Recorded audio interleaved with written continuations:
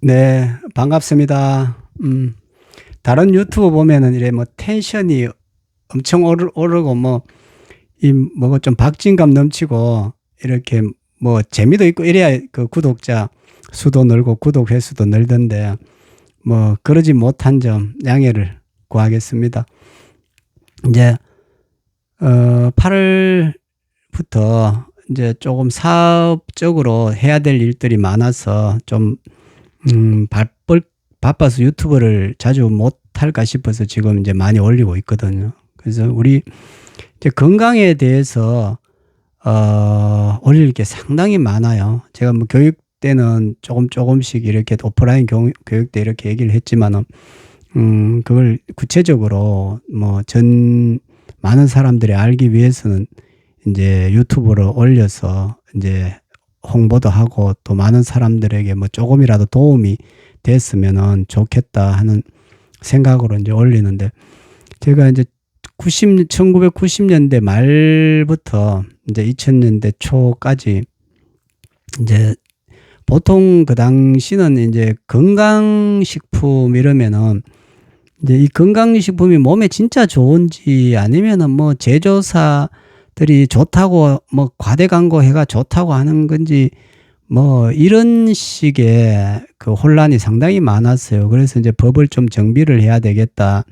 해서 이제 정부에서 이제 건강기능식품 법이 이제 발효가 되고 이제 통과되고 이랬는데, 그 당시에 국내에는 건강기능식품 법이 통과되면서 기능성을 인정받은 제품이 뭐 전무했어요. 왜냐하면은 이제 홍삼 같은 경우는 우리나라를 대표하는 거기 때문에 뭐 홍삼을 기능식품으로 허가 안 한다는 것은 뭐 산업 전체가 망가지는 거기 때문에 이제 인삼, 홍삼에 대해서는 그것도 정부가 이제 그제까지 관할을 했지 않습니까? 이제 기능식품의 범주에 홍삼은 들어갔지만 다른 무슨 국내에 있는 뭐 한방과 관련된 약초들은 전무했어요.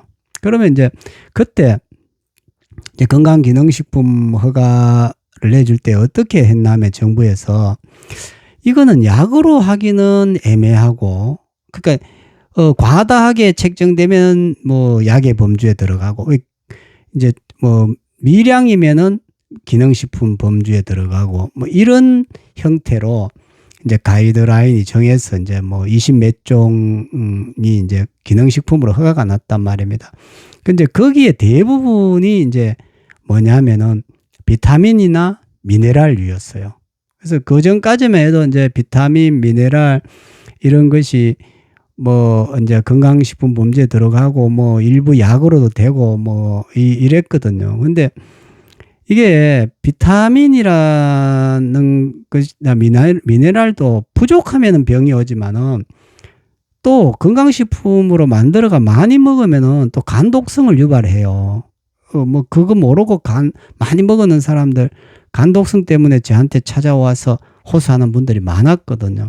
그래서 제가 이제 이제 우리가 먹었는 건강식품들은 뭐 그 당시에 국내에는 뭐 개소주 아니면 무슨 액기스 내가 먹는 거 뭐 이런 유가 주로 이제 우리가 많은 또 뭐 이제 한약방에 가서 뭐 한약 지어 먹는 거 뭐 이런 유가 건강식품류였는데, 사실은 그게 자주 먹을 거는 안 되거든요.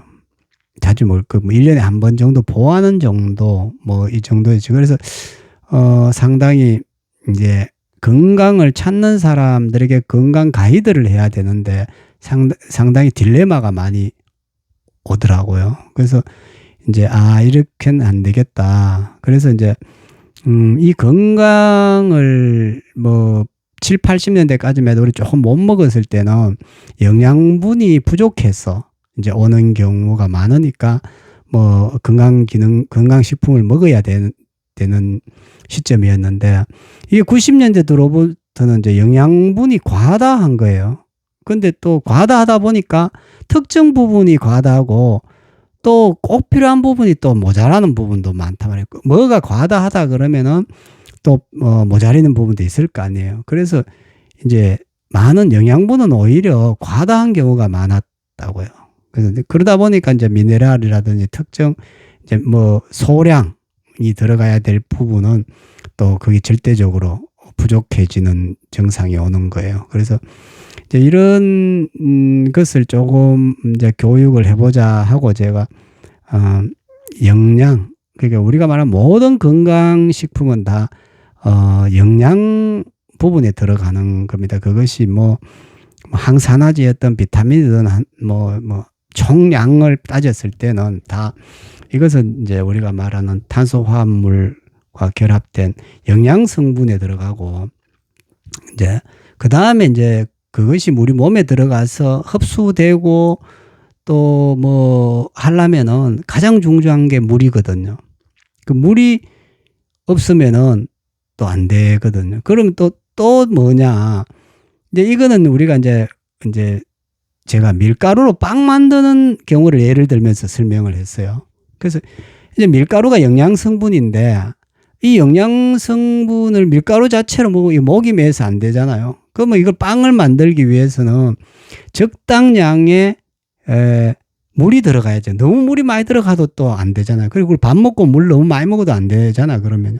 그럼 그거 적당량의 물이, 워터가 들어가야 된단 말이에요. 그래야 잘 해줘. 그러면 그것만 되느냐. 그러면은 이제 우리가 이게 젖을 때 옆으로 이래 젖으면은 산소와 결합이 잘 안 된다. 그래서 이제 이렇게 젖잖아요. 아래 위로. 이렇게 젖어서 그 반죽을 만들잖아요. 그러면은 이제 잘 부풀지요. 이제 그 공기층마다 공기가 들어가서 뭐 그러면 이제 이스트, 이제 효소, 효모 이래 넣어가지고 이제 빵을 만들면은 이제 잘 이렇게 부풀고 적당하게 맛도 있고 이런 빵이 되지 않습니까? 그 원리와 우리 몸이 똑같아요. 그래서 적당한 영양 성분과 적당한 물과 적당한 산소, 이 세 가지가 잘 융합이 돼야만이 건강해지는 거예요. 그 융합을 시키는 건 또 그 와중에 또 미량 원소나 호르몬이나 뭐 비타민이나 미네랄들이나 이런 게 또 그걸 잘 사람 손으로 섞는 것처럼 그 역할을 해주거든요. 그 잘 섞이게끔. 그리고 이제 전환되게끔.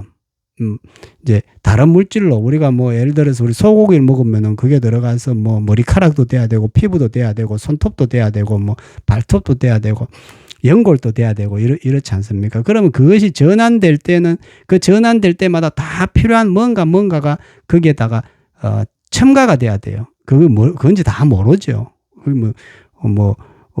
찾아낼 때는 그게 무슨 호르몬 뭐 이렇게 표기만 했지만은 그건 인간이 찾아낸 거고, 그거 저는 수백, 수천 종이 넘는다, 이래 생각하는 사람이니까, 이제 그걸 다 찾아낼 수는 없어요. 우리 몸에 신진대사에.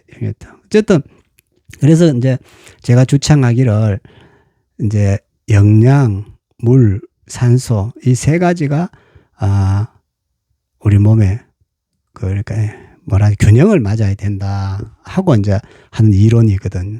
그래서, 이제 그때 제가 이제 산소는 참 공기 중에 얼마나 많은 이 산소가 우리가 호흡을 합니까? 밥은 하루에 3끼 4끼 먹지만은 매 초마다 우리가 숨을 쉬잖아요. 그러면 여기에 있는 공기가 이게 얼마나 중요한다는 거잖아요. 그런데 우리가 마시는 이제 맑은 공기를 마시면은 그 안에 나쁜 것이 우리 몸으로 안 들어오지만은 이 도시 안에서의 수많은 오염된 공기를 먹었을 때는 우리 폐로 끊임없이 나쁜 것이 들어갔다 나갔다 하거든요. 그러면 그것이 우리가 나쁜 것에 무슨 화학적 나쁜 것만 있는 건 아니에요. 나쁜 사기운. 그러니까 기운, 우리가 꼭 표기하자면은 그게 귀신이 아니지만은 나쁜 사기운도 끊임없이 들어간단 말이에요.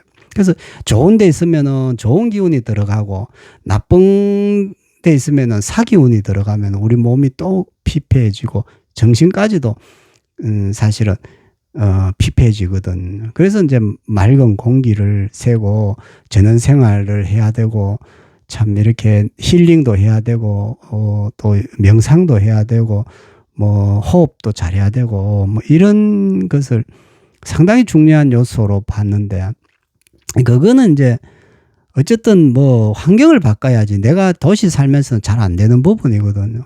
그래서 이제 도시 뭐 한 4일, 5일 있다가 지방에 뭐 이제 그러니까 이제 뭐 별장이 아니고 그 뭐 또 그래도 시골에 뭐 농사 지으러 가는 것 아니고 그걸 우리가 이제 전원 생활이라 해서 뭐 아주 소박하게 그냥 텃밭 하나에 뭐 자그마한 집 하나에 뭐 아니면 시골집 개량해 가지고 이걸 이제 하자 하고 제가 2000년 이제 초기부터 이제 그런 운동도 뭐 하고 이랬는데 그게 이제 무슨 건강과 다 관련이 있는 거예요. 그래서 이제 그렇게 되면은 이제 공기 문제는 좀 해결될 수 있다. 호흡 문제는 뭐 그 말고도 많지만은 이제 근데 그 외에 이제 좋은 물을 찾아서 공기는 찾아서 왔다 갔다 하기가 참 없어요. 뭐 캔에만 해서 뭐 히말라야 공기도 마시는 시대가 앞으로 온다고 이러지만은 이제 물은 그 당시에 정말 물이 이만큼 PT병에다가 넣어가지고 생수가 판매될지는 몰랐잖아요. 그런데 뭐 모르진 않았지만은 이렇게 시대가 온다 해도 참 설마 했을 시대가 있었다니까요. 근데 지금은 음료수 사 먹는 것보다 물을 더 많이 사 먹잖아요. 근데 그게 물도 문제가 있는 게 그 플라스틱 병에다가 넣어가지고 뜨거운 햇볕에다가 아니면은 무슨 유통 과정에서 며칠 지나고 이러면은 그 미세 뭡니까 뭐 플라스틱이 다 그 녹아 있거든요. 그렇게 생각하면 못 먹는다고 뭐 먹을 게 없다고요. 그래서 참 그런 문제들이 이게 어떻게 하면 해결되겠느냐 하는 게 참 고민인 거예요. 그래서 제가 2000년부터 이제 이렇게 이제 물에 대해서도 상당히 관심이 많아서 왜냐하면 우리 산소는 5%, 뭐 영양분은 한 20%에서 25%, 그 나머지가 한 70%가 물이잖아요, 우리 몸이. 그래서 물이 상당히 중요하다. 그래서 뭐 육각수 이론도 있고 뭐 여러 가지 이론도 있는데, 어쨌든 물은 살아있는 에너지처럼 역동적인 물을 먹어야 되고, 또 지하에서 바로 올라와서 그냥 에너지가 넘치는 기운, 그러니까 우리가 꼭 뭐 육각수다 이런 문제가 아니고 미네랄이 많다 적다 이런 문제가 아니고 어떤 에너지라는 것은 기운이 있는 그런 그 땅속에서 이 에너지가 있는 거죠. 살아있는 물을 먹어야 된다 하는 게 제 지론이었어요. 그래서 이제 그런 일을 하면서 그런 전문가를 또 만나기도 하고 또 그런 세미나가 있으면은 이제 찾아가도 하고 이런 참에 제가 야 이런 분도 있구나 하는 분을 한번 만난 적이 있거든요. 그분이 바로 그 당시는 제가 그분이 어떤 분인 줄 잘 모르는데 나중에 이제 그분이 보니까 이멍성 신부님인가 뭐 서울대교구에 아주 그 당시 80이 넘으셨는 80이 됐는가 뭐 그런 분인데 머리가 백발 하얀데 그분이 신부면서도 이 물 수맥을 찾는 일에 평생을 하신 분이더라고요. 그래서 이제 그분을 딱 보고 저는 이제 그전까지만 해도 약간 그 뭐라 그럽니까? 약간 그 선입견이라는 게 있잖아요. 신부님은 뭐 그런 걸 안 할 거라는 이제 우리가 기라든지 예를 들어서 뭐라 합니까? 이런 게 있었는데 뭐 그 생각이 그 신부님을 보면서 완전히 바뀌게 됐어요. 물론 이제 그런 생각이 잘못됐다는 게 왜냐하면은 이게 신을 믿는다는 것은 보이지 않는 세상을 다 인정을 하는 분이니까 수맥을 당연히 그러니까 아니다 하고 얘기는 안 하겠죠. 그렇게 따져보면. 그런데 또 사람이 서양에 이제 예를 들어서 뭐 신학을 하시는 분이 수맥 찾는다, 수맥을 한다 이러면 그게 조금 뭐라 그러고 미신 비슷한 게 느껴지는 그런 선입견이 있게 되잖아요. 근데 그분 얘기를 들으면 그게 아니거든요. 왜냐하면 이게 기운이라는 것은 느껴지거든요. 그 수맥을 찾을 때. 그래서 저도 이제 그 당시에 이제 수맥 부분은 이제 그 엘로드라 해서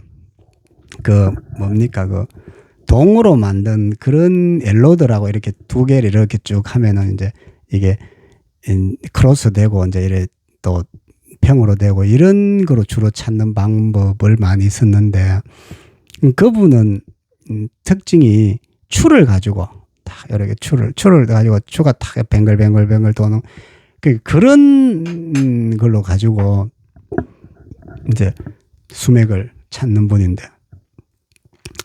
그 전까지만 해도 사실은 한의사분들이 그런 추를 가지고 사람들의 건강을 체크하는, 이제 눕혀놓고 배나 이렇게 탁 돌아가면서 이렇게 그게 파장을 체크하는 그러한 것들을 옛날 전통에 해왔어요. 근데 한의사들이 그런 거를 하는 거는 제가 이제 봐왔고 좀 신기하게 생각했는데, 이제 수맥을 찾는데 이렇게 하는 경우는 그분이 뭐 처음은 아닌데, 제가 본 사람 중에는 그분이 그런, 다른 분들은 다 엘로드를 하는데 그분은 그걸 가지고 이제 수맥을 찾으시더라고요. 그래서 이제 제가 만나서 이제 그때 이제 뭐 수맥 강의를 하신다니까 신부님이, 그래서 제가 이제 거기를 갔었는데, 가니까 그 제가 예상했던 것보다 사람이 엄청 많이 와 계시더라고요. 그래서 이제 그분한테 얘기를 쭉 들어보니까 진짜 전방 꼭대기에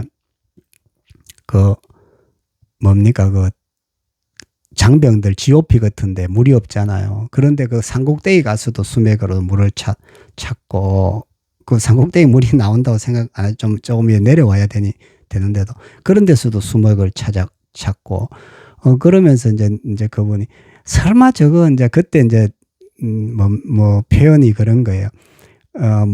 모세가 광야에서 그 종족들 끌고 가가지고 처음에는 엄청 그 사시눈으로 바라봤을 거 아니냐고, 뭐 제대로 안 된다, 뭐 이거 믿고 우리가 따라와야 되겠냐고 생각했을 그런 심정으로 장병들이 많이 보더라는 거예요. 그러면서 자기가 모세의 심정을 알겠다고 그런 얘기를 하시는 거예요. 그래서 참 뭔가 특별한 일을 하는 사람은 그것이 눈으로 보여지기 전에는 다 그걸 하면서 이제 그걸 경험을 하고, 이제 찾고 나면 또 완전히 또 태도가 틀려지거든요. 그래서 이제 그런 일들 뭐 정말 1000여 회 이상 그런 걸 하고, 또 뭐 성당이나 뭐 교회나 뭐 지을 때나 뭐 큰 병원 지을 때는 지하수를 파야 되니까 이제 그런데 이제 찾아주고, 특히나 이제 소록도 가서 그 나환자들이 먹을 그런 물을 일일이 찾아서 하는 그런 걸 보고,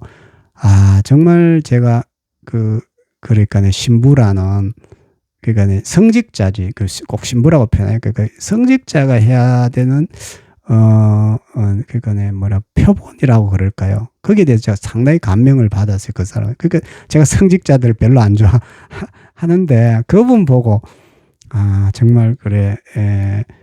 뭐 성직자 되면 대교구장이나 되고 또 뭐 추기경 되면은 다 유명하다고 생각을 하는데, 저는 그런 분들 보고 별로 유명하다고 느낀 적이 없었는데, 그 은명성 신부님을 보고는 과연 이제 성직자의 삶은 저렇게 해야 된다.